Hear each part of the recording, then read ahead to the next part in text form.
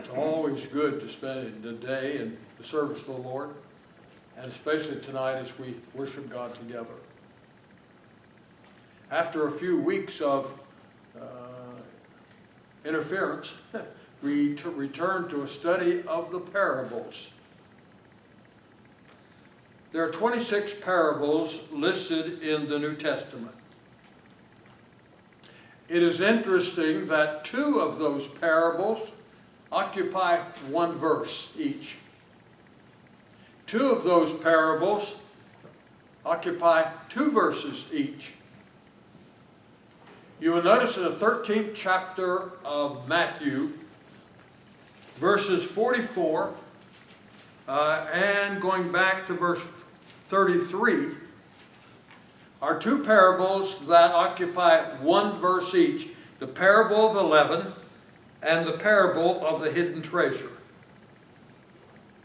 2 parables occupy 2 verses each.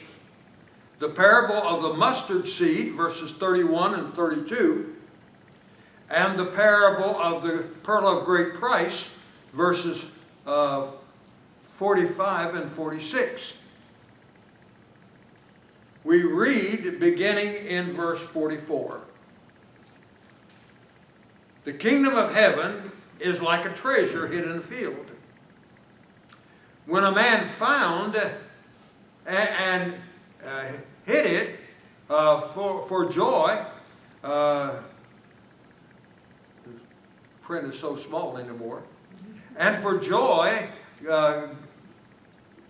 sells all that he has and buys the field.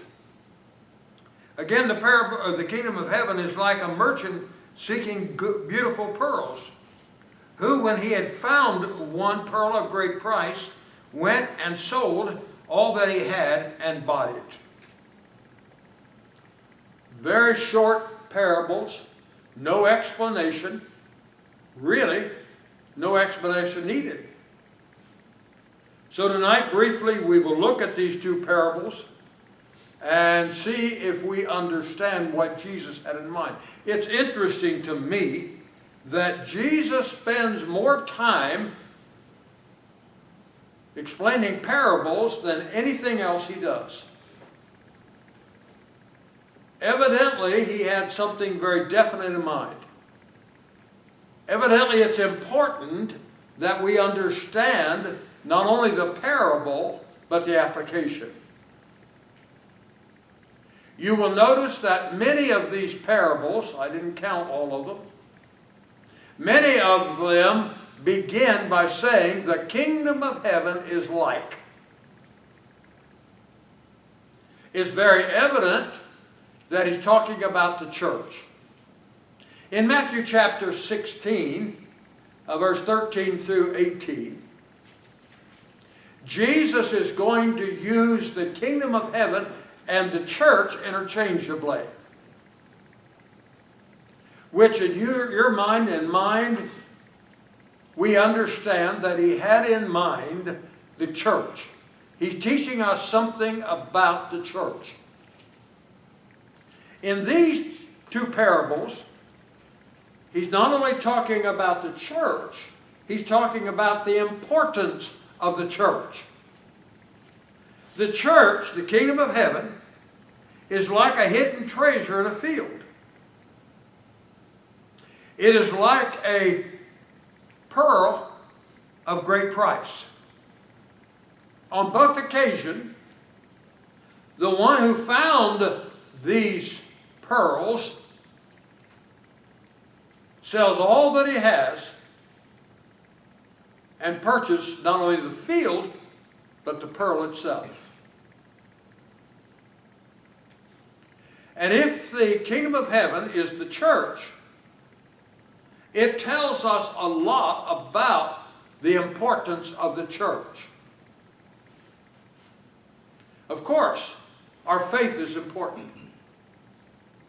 Without our faith, we could not be saved. Without our faith in Jesus Christ, we would not value our salvation. And it's interesting to me that he places the church even in a superior position in our minds than maybe our salvation. But I don't see how we can understand the extent of our salvation and not understand the importance of the church.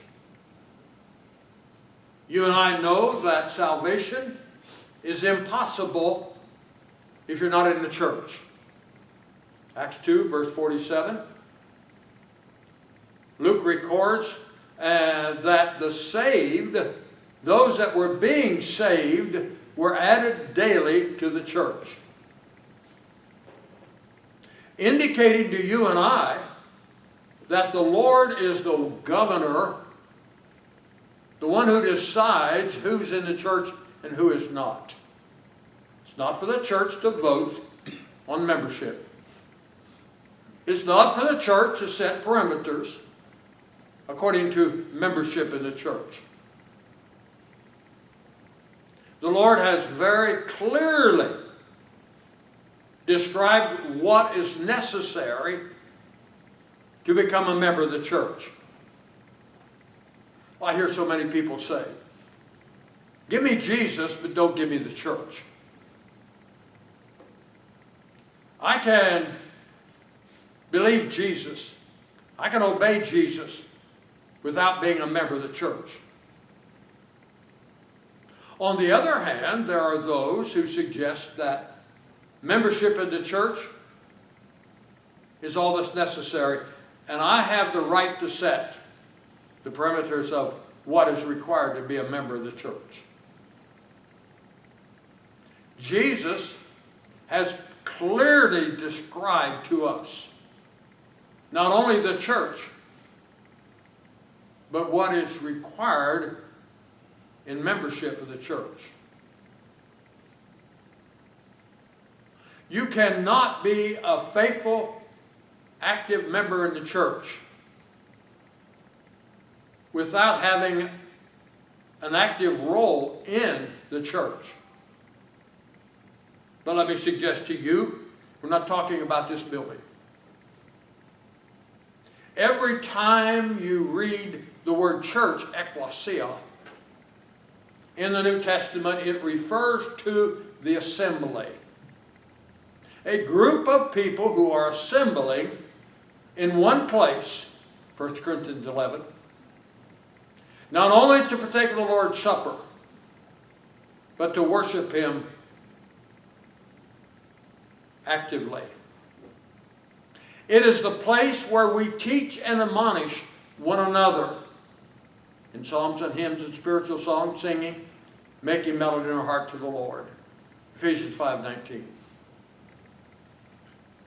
So not only is membership in the church something that we ought to desire, but it calls for active participation in the assembly. People may not understand this, but you are not the church at home. Oh, I know that Matthew 18 verse 20 says, where two or more are gathered together, there I am in the midst.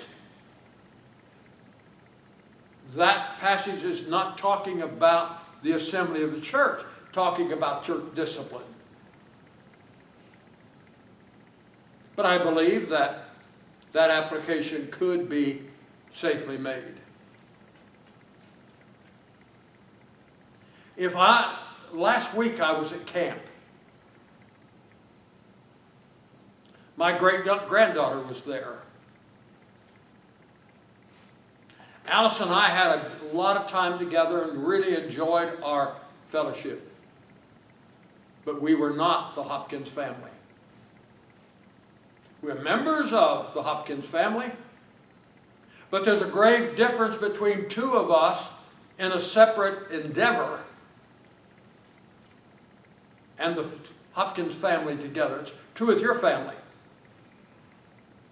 When you are at work, you're a member of your family, but you're not the family. When we are at home, we might be a member of the church, but we're not the church. We're not the church until we are assembled together as we have been today. People don't understand that.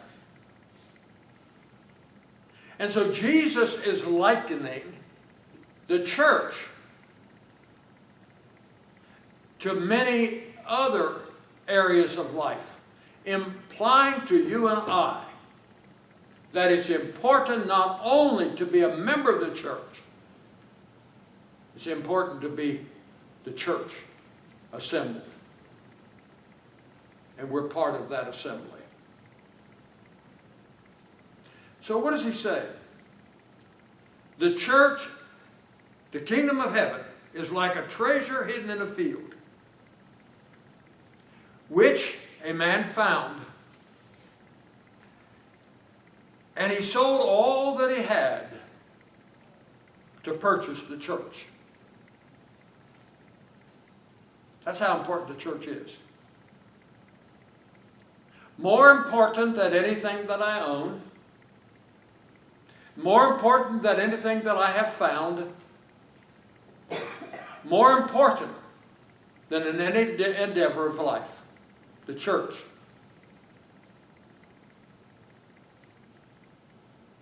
Thus, how can anyone not value the church and to be part of the kingdom of heaven? I understand from that, I can't be part of the kingdom of heaven and not part of the church. But what is Jesus really saying when he says the kingdom of heaven is like? And make an application of the church.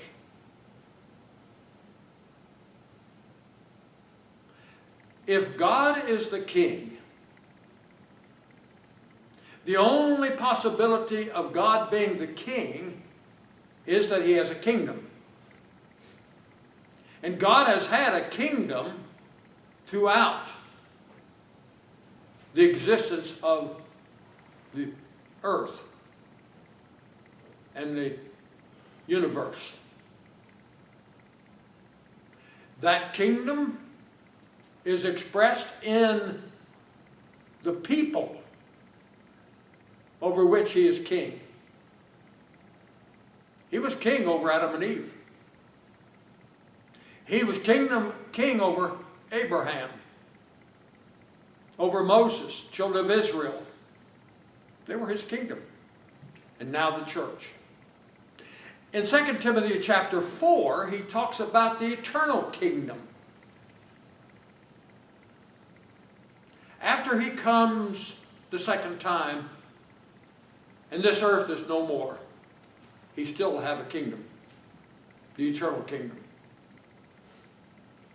And it seemed to me that's to which Paul was alluding in his writing to Timothy. The kingdom, the church, should be primary in our life. We should treat it as more important. Please follow along.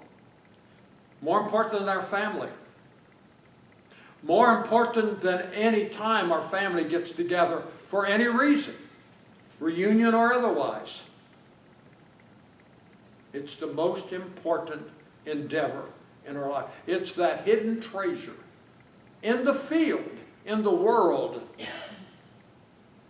It is God's treasure in the world.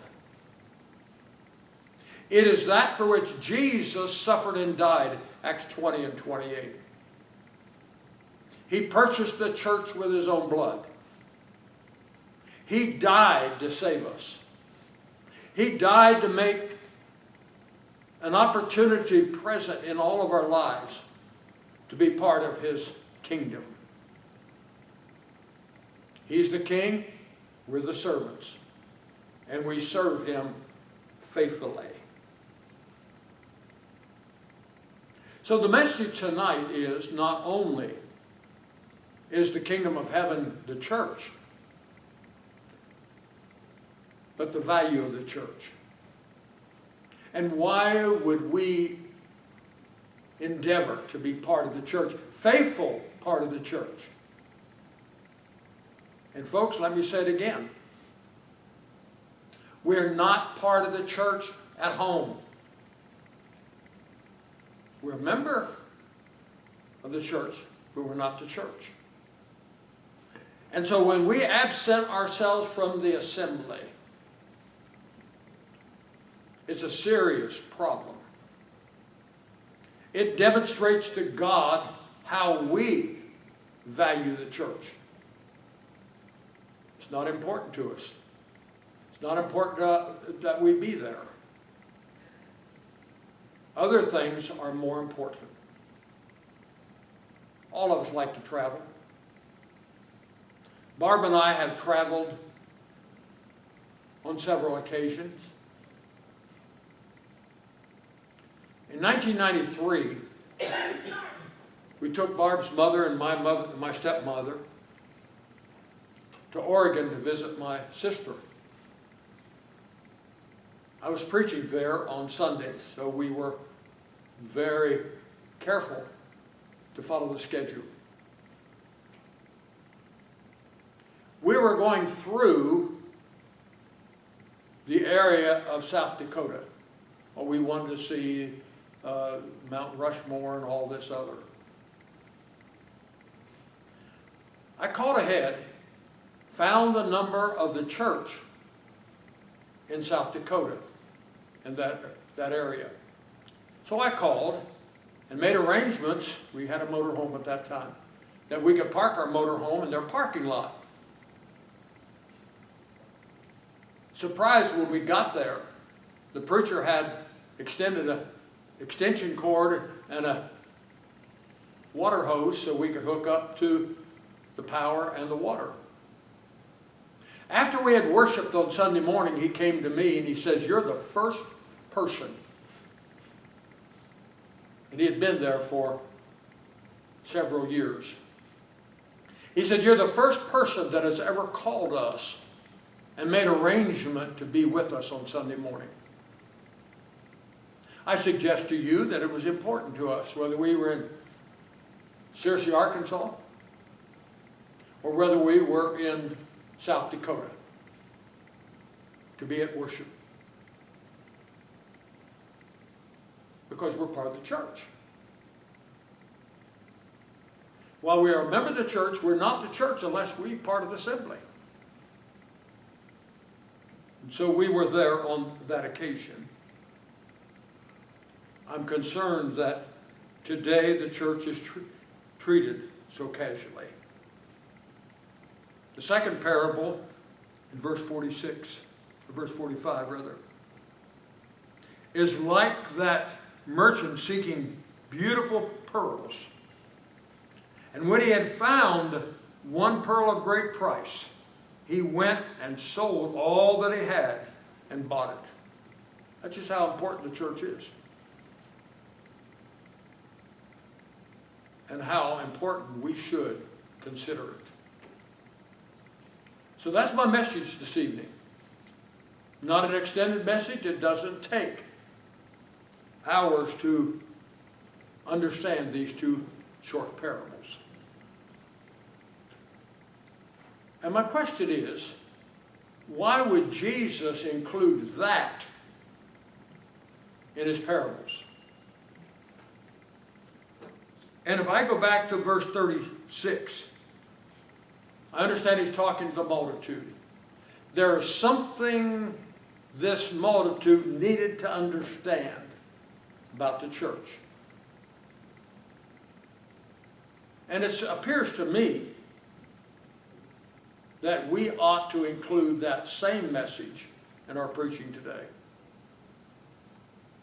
And I hope that all of us today are here because it's important. All of us are here tonight because to be part of the assembly is to be part of the church. And we'll make an effort in the coming months and years to make sure that we are the church. Jesus came. Oh, I know, came to save us. But his primary purpose in coming was to establish the church. And he told Peter, after Peter made his famous confession, that the Lord had given him that knowledge. And because he had that knowledge, Jesus was the Christ, the Son of God. Christ would give him the keys to the kingdom.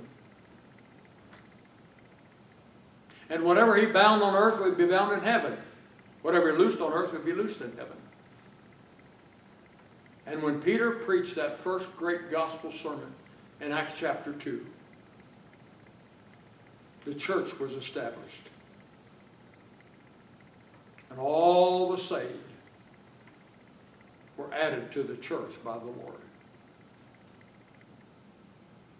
I want you to think back when you were baptized into Christ. What was on your mind? I can remember very vividly that I was baptized into Christ on May the 10th, 1948. Brother Lawrence Reed baptized me into Christ. I don't know that I understood back then, as a child, the importance of the church. It may have taken me years to understand that, but I understand that today. Let us never, never, never discount the church and why we are here tonight. Appreciate your support. Appreciate you being here. Because I believe the Lord is in our presence. And he is honored by our worship tonight.